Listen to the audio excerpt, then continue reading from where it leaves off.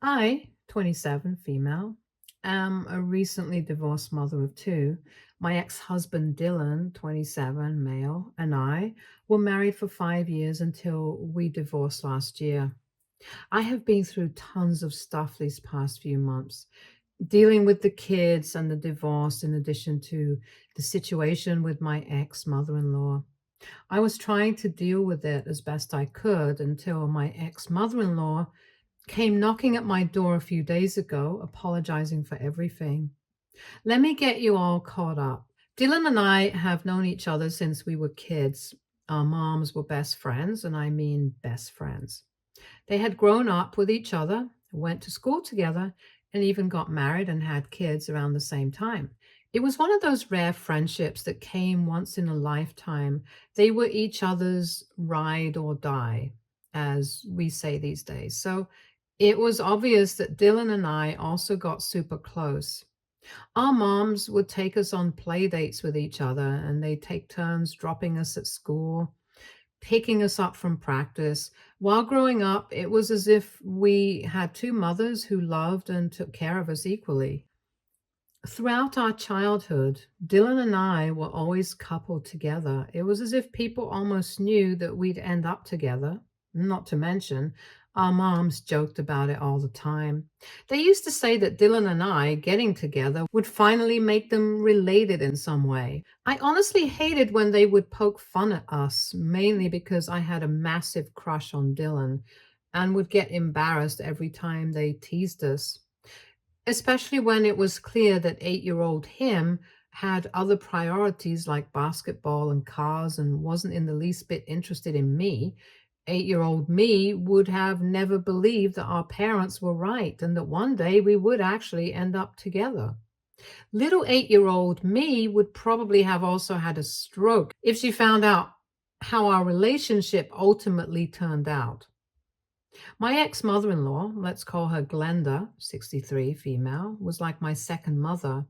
My mom worked a lot and came home late in the evening, so I'd spend most of my time after school at Glenda's house. She had always wanted a daughter, but only had Dylan, so she would always call me the daughter she never had. I truly loved her as a mother. She would buy me my favorite treats, and every Christmas I was sure that she would knit me a new cardigan.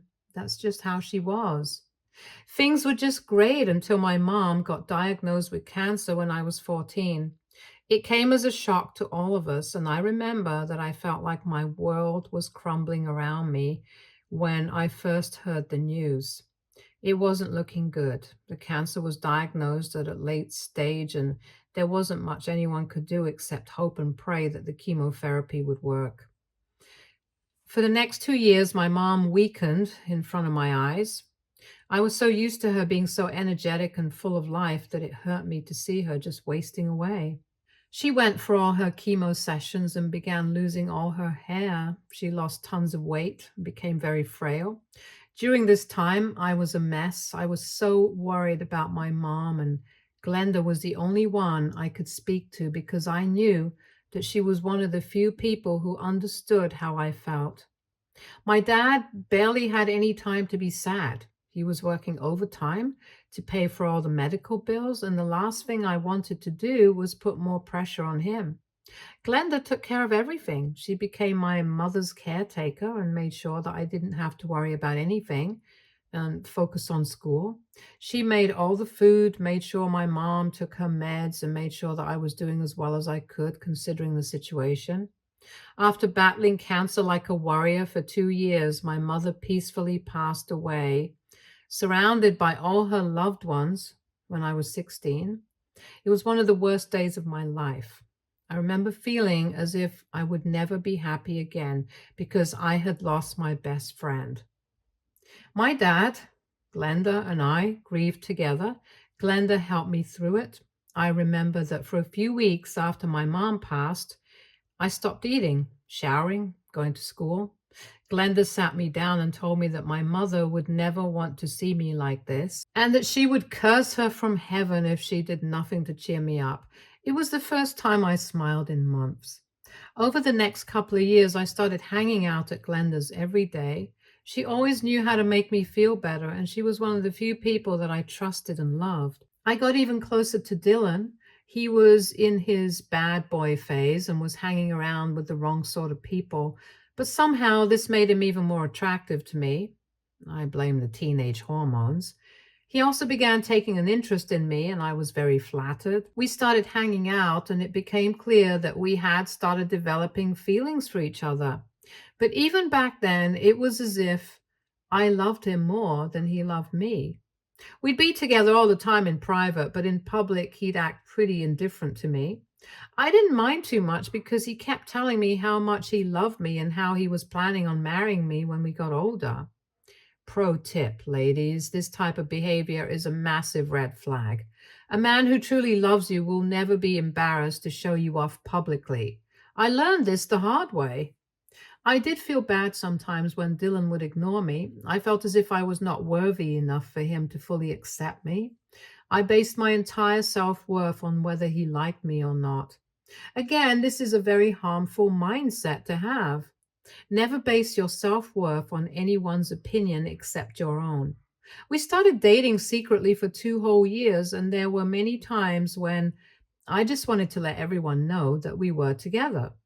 Dylan would sometimes flirt with other girls right in front of me, and then when I'd get mad about it, he'd tell me that I was making a big deal and that he was just trying to keep up his image. Now, when I look back at his behavior, it's sad to think how little I thought of myself. I was still in a very emotionally vulnerable state and needed comfort, which he provided.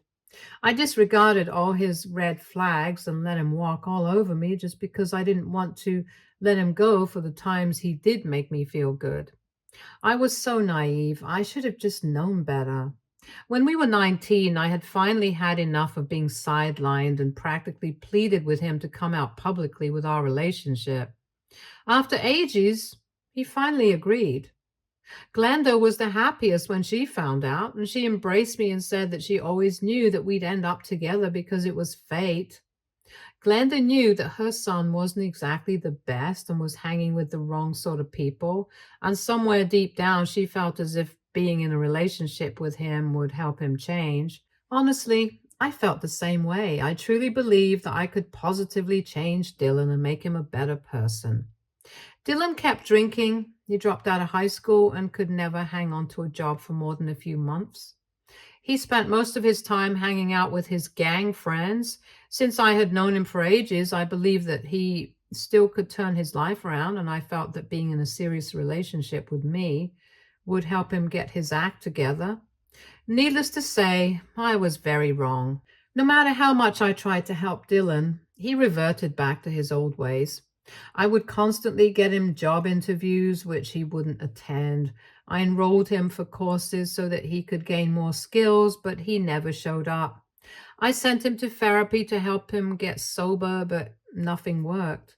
Meanwhile, I was in college working double shifts to earn money to support both of us. Glenda was constantly stressed because of Dylan and his antics. She worried herself sick about our future and at one point was actually scared that he was going to do something to himself.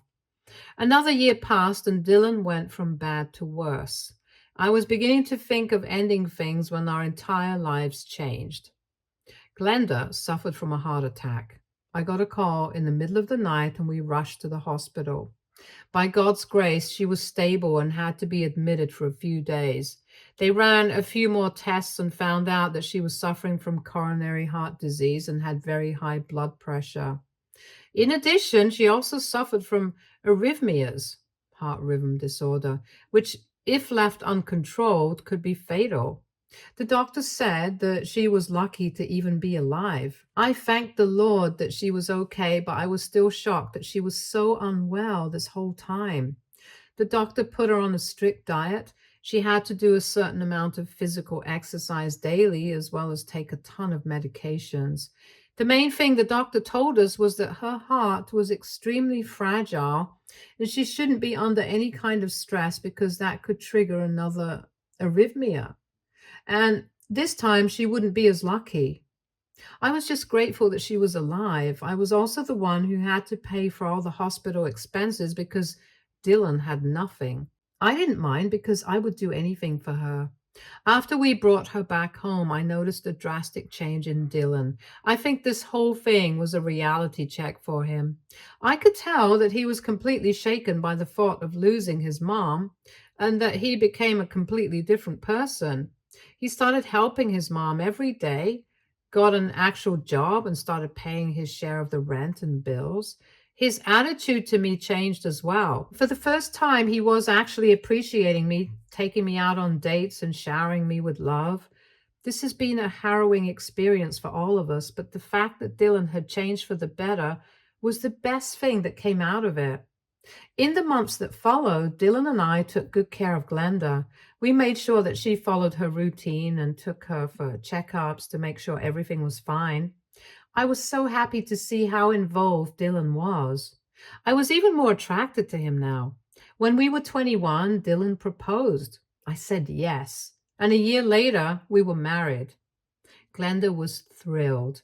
I still remember the speech she gave at the wedding. She said that she had always thought of me as a daughter, and now that I was married to Dylan, it was official and she couldn't be happier.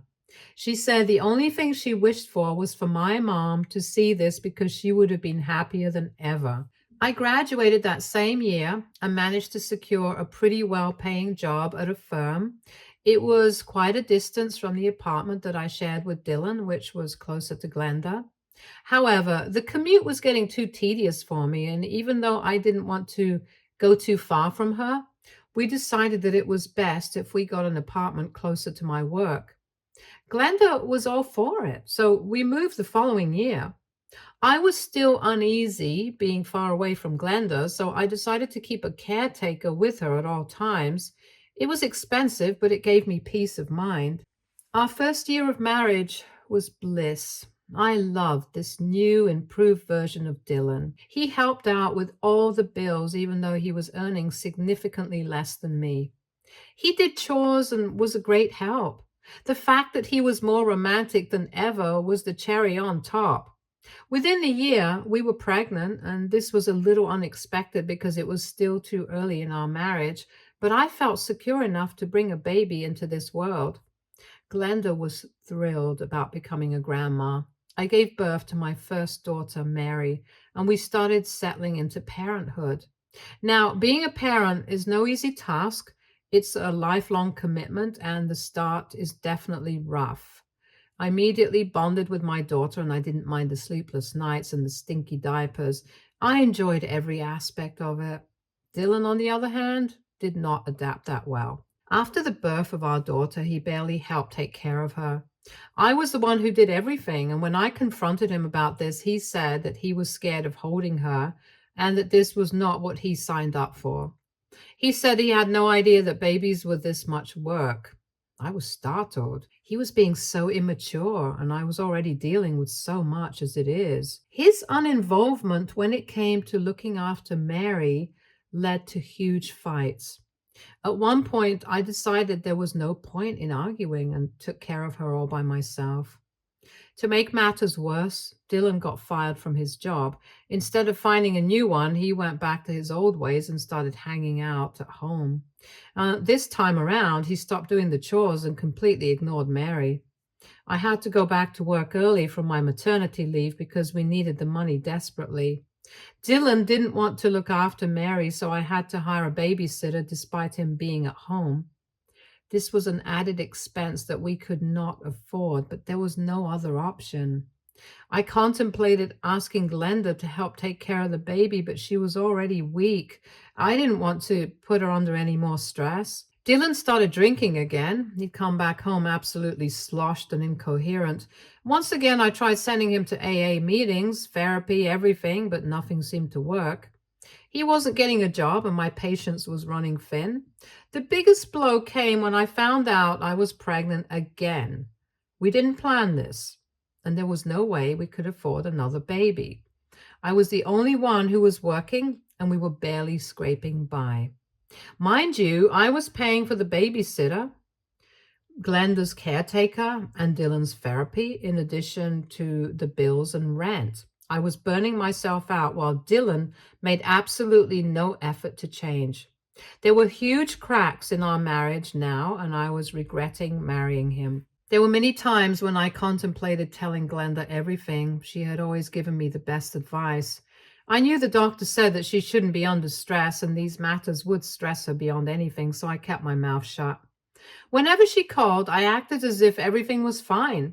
Even Dylan had the sense not to stress her out, so even he behaved in the same way. However, he was immature, not ready to take on the responsibility that came along with marriage and fatherhood.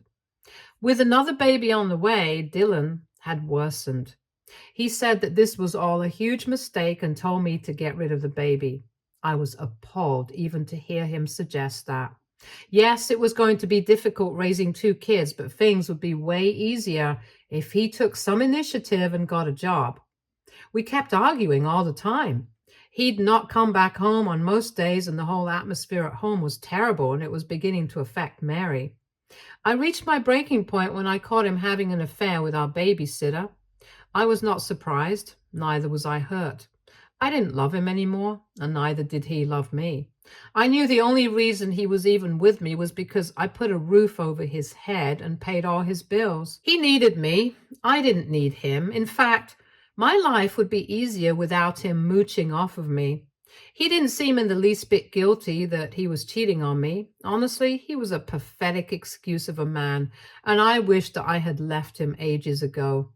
He was disgusting in all aspects. I decided to separate from him. He protested, saying that he needed me when all he needed was my money. But this time, I had had enough. I had no more feelings for him. All he was to me was my life's biggest regret.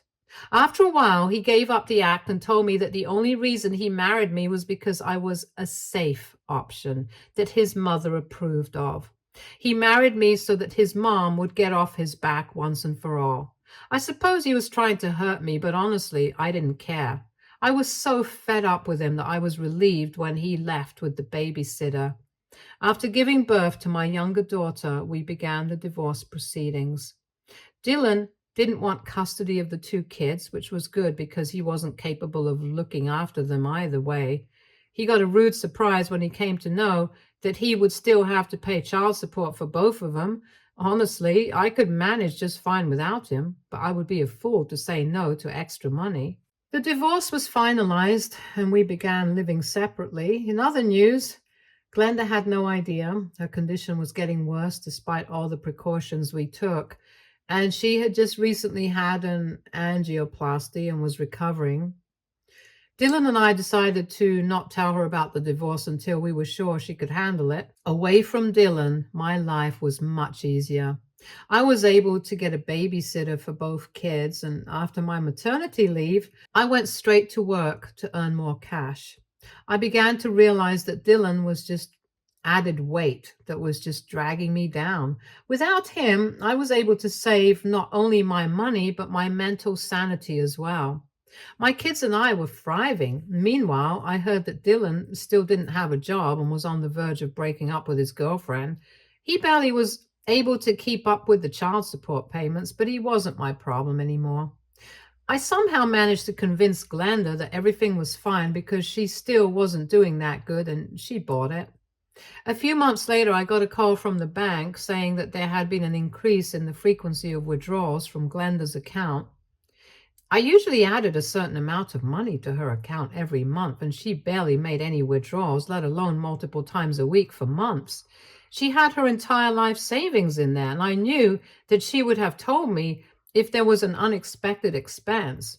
I visited the bank, and they told me that the money had been withdrawn and deposited to none other than Dylan's account. I was furious. This pathetic man was stealing from his own mother. Glenda had no idea that her money was being debited. I requested the bank to block Glenda's account and prevent any more withdrawals unless she herself did it, and stormed straight to his house. When I confronted him, he said that I should mind my own business because it was his mother's money and he could do whatever he wanted with it. I told him that I was the one who was depositing money into her account and he had no right to use her money, especially without her knowledge. He began getting aggressive and calling me all sorts of names. I told him that I blocked the account and there was no way he would be able to access it anymore. I told him to get a job and spend his own money on his girlfriend instead of mooching off of his sick mother. Barely a week later, I got the worst phone call of my life. It was from Glenda. I had never heard her sound so sad before. Let me sum it up quickly. Dylan was furious at me for blocking him from his Glenda's account. He went against his promise of not involving her in our matters and played the victim card. He met Glenda and filled her head with all sorts of lies. He told her that I forced him to have kids and used up all his savings. He also said that I was the one who constantly cheated on him and abused him. When he couldn't take it anymore and suggested separating, I threatened him by saying that I would give Glenda a heart attack by making up all sorts of lies about him and finishing her once and for all. Out of fear for his mother's life, Dylan decided to continue staying in this loveless marriage. I couldn't believe that he had stooped to this level. He reversed the cards and victimized himself. On top of that, he told Glenda that I was the one who had been stealing out of her account every month and even called the bank to confirm the withdrawals. Oh, also, I had stolen away his kids even after he begged me to share custody with him.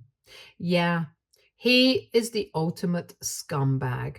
He went and told Glenda all these lies and she believed him. She called me up to say that she had no idea that I was such a vile human and that she was ashamed that she ever thought of me as a daughter. What hurt the most was when she said that my mother would have been so disappointed in me if she were alive. She also said that I was such a pathetic wife that there was no wonder why Dylan decided to have an affair and leave me. She said that she supported it and I deserved it. Lastly, she said that she didn't want to see my face ever again and hung up. I wanted to tell Glenda the truth so badly, but I knew that she wouldn't be able to take it. This whole mess was already a huge shock to her and she was very weak. And I knew if she got any more stress, she literally could die. I kept quiet. I didn't say a word. It didn't matter if she thought I was a villain. If me being a bad person kept her alive, then so be it. I loved Glenda too much to have her death on my hands, so I shut my mouth and accepted everything she said. I would protect her no matter what. Dylan and I had a massive argument regarding this, and ultimately I chose my peace. I figured that there was no point arguing with an idiot like him because it just led to more problems. Although it hurt to not speak to Glenda anymore, I began to move on with my life and focus on my work and kids. Around 9 months passed and I had no contact with Glenda until last week. I got a call from the hospital saying that Glenda had suffered a stroke and wanted to speak with me urgently. I rushed to the hospital. Glenda looked very weak. The doctor said that this stroke could have been fatal, but luckily her caretaker brought her in early. Glenda looked at me with tears in her eyes, and at that moment I knew that she knew the truth. She apologized to me, and it was difficult for her to even talk with all the tubes. She said that she was sorry for ever trusting Dylan over me. Apparently, in these past few months, Dylan had taken and used up all of Glenda's savings. She didn't even have enough money to pay for her hospital stay. When she found out that her money was being withdrawn, she cornered Dylan and demanded an explanation. He denied all the claims and blamed me, but she didn't believe him. Finally, he admitted to everything. He told her that he had lied about me and had used up all her money. Glenda said that after hearing everything, she felt extremely uneasy and wanted to rush to meet me, but she fainted and was brought to the hospital. The minute she regained consciousness, she called me to apologize. I couldn't believe what a loser Dylan was. I told Glenda that she didn't need to apologize. The only reason I hid the truth from her was so that I could protect her. She said she wasn't worthy of my kindness and that she should have realized that Dylan was the problem in our marriage all along. I promised her that she didn't need to worry about anything and that I'd stick by her no matter what. She is currently still in the ICU. She's doing better, but we don't know what the future holds. Dylan is too ashamed to even show his face. I visit her every day and am barely able to pay the bills. Am I being stupid by doing this? Should I just take her home and let her spend her last days in peace? Also, how do I tackle Dylan? I'm so stressed and just need a break. Update 1. Hi. Wow, so many of you are calling me all sorts of names on here. Yes, I was stupid for not leaving Dylan earlier. Don't you think I know that? You all are being so unnecessarily rude over the wrong things. Dylan literally caused his mother to have a stroke, and you all are just brushing over that and blaming me for random things? Please stop. I have way too much on my plate already. I have also got a bunch of supportive comments. Thank you so much. You have no idea what it means to me. Moving on to the update. It's been almost a month since my last post, and Glenda is still hanging on, but it looks like her heart is about to give out. Her blood pressure is still high and she's being constantly monitored. Dylan finally came to his senses and apologized for everything. Not that it would make much of a difference. He's already ruined all our lives. I can't bear to even look at him. I made it very clear to him, and if he didn't give back all the money that he had taken from Glenda's account, I would contact the police. And then he would be in even more trouble. Dylan already has a bunch of felonies, so I know the last thing he wants is having the police involved. He promised to help pay the medical bills and so far has been contributing to everything, which is the least he can do. Glenda refuses to see him. She says that even the thought of him gives her hypertension. Glenda is going through so much, but is still putting on a brave front. I was able to bring the kids to see her yesterday, and even though it was for a little while, she completely brightened up. The doctors are trying their best, but it doesn't loom promising. We're still hoping and praying, and I would appreciate it if you could too. Update 2. Hello, everyone. Thank you so much for all your well wishes and prayers. Glenda is improving quite a bit and is finally out of the ICU, which is great for all of us. The doctors say that she is stable enough to leave the hospital. All our prayers have worked. She is getting discharged next week and she's still very high risk and doesn't have much time, but she's getting stronger and wants to leave the hospital more than ever. She says that when her time comes, she wants to be at home with her grandkids and not connected to tubes and machines. Surprisingly, Dylan has managed to give back all the money that he had taken. I don't know how long this act is going to last this time because the same thing happened to him last time as well, and we all know how that turned out. Anyway, Glenda and him are still not on speaking terms. I don't think she is ever going to forgive him.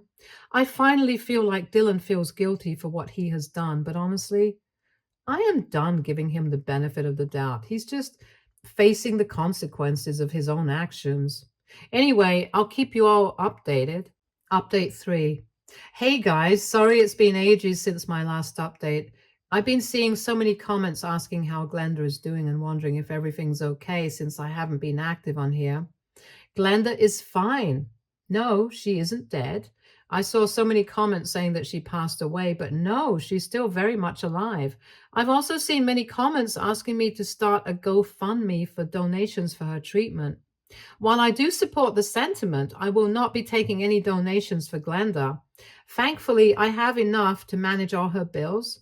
Either way, thank you for being so kind and supportive. Like I said, Glenda is doing fine. She got discharged a couple of months ago and is now living with me and the kids at our apartment. I've hired a full-time nurse to monitor her when I'm not home. The nurse also helps out with the kids, which is fantastic.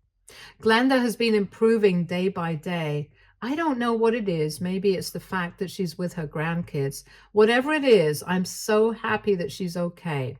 She is even walking around and playing with the girls. It brings tears to my eyes whenever I see them together, and I just want to freeze the moment forever. Honestly, it's a miracle that we even have her right now. The doctor told us that there was a slim chance that she was even going to be discharged, but here she is, still thriving. We have been inseparable since her discharge, and it's as if she's making up for lost time. I'm so happy to have her.